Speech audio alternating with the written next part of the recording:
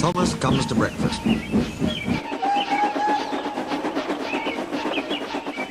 Thomas, the tank engine, has worked his branch line for many years.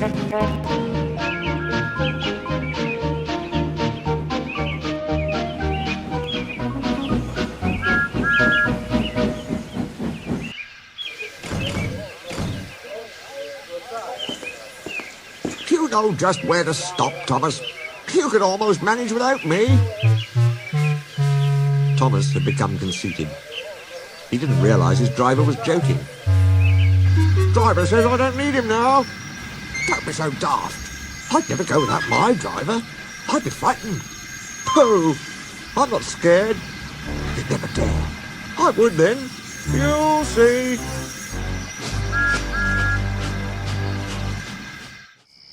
It was dark next morning when the firelighter came.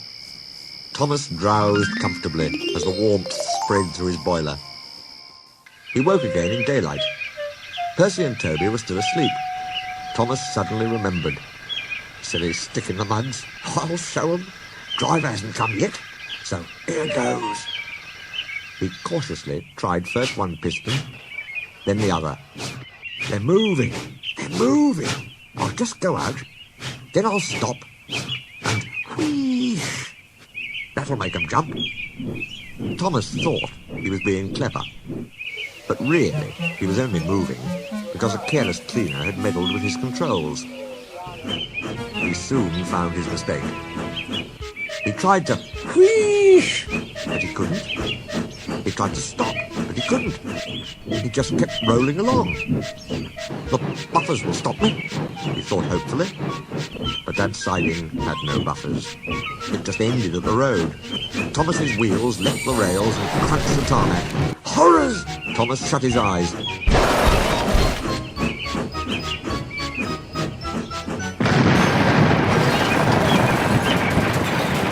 There was a crash. The house rocked, broken glass tinkled, plaster peppered their plates.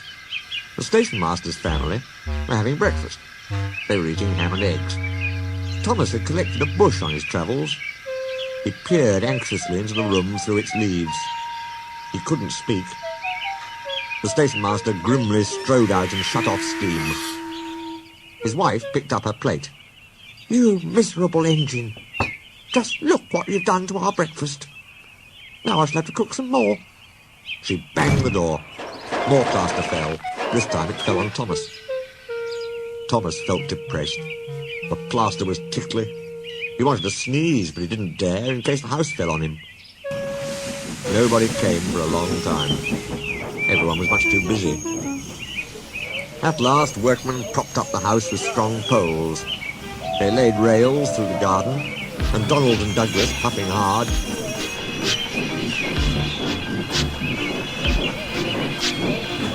managed to haul Thomas back to the yard. His funnel was bent. Bits of fencing, the bush, and a broken window frame festooned his front, which was badly twisted. He looked comic. The twins laughed and left him. He was in disgrace.